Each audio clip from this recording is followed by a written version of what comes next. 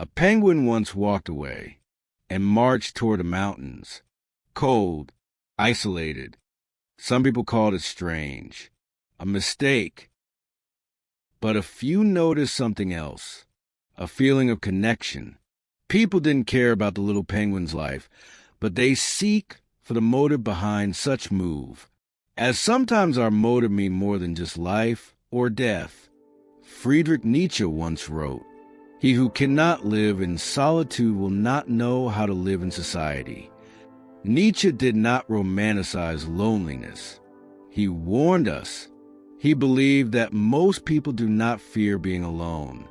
They fear being undistracted, because in solitude, there is no noise to hide behind, no roles to perform, no audience to please, only the self exposed.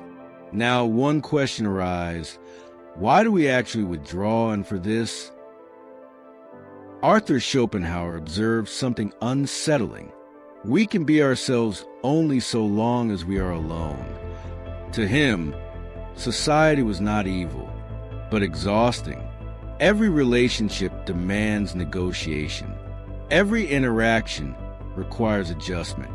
Over time, the soul grows tired of constant compromise. So withdrawal is not hatred of others. It is loyalty to one's inner truth. Isolation becomes the last place where the self is not diluted. Some people often confuse the solitude with loneliness, and for this, philosopher Soren Kierkegaard made a critical distinction. The most common form of despair is not being who you are. Loneliness is pain.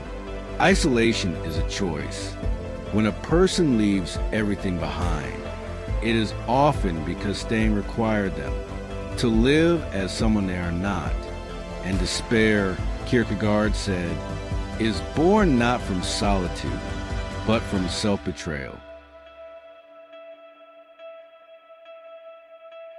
Blaise Pascal wrote, "All of humanity's problems stem from man's inability to sit quietly in a room alone."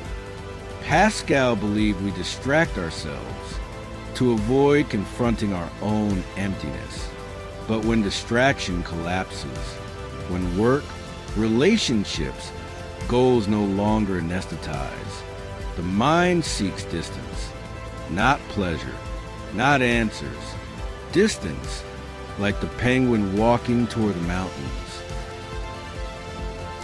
Solitude is not where I am lonely, but where I am alone with being. Sometimes, leaving everything behind is not abandonment.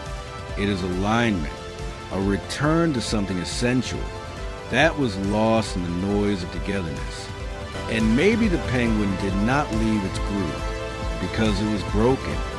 Maybe it left because, for a moment, truth required distance.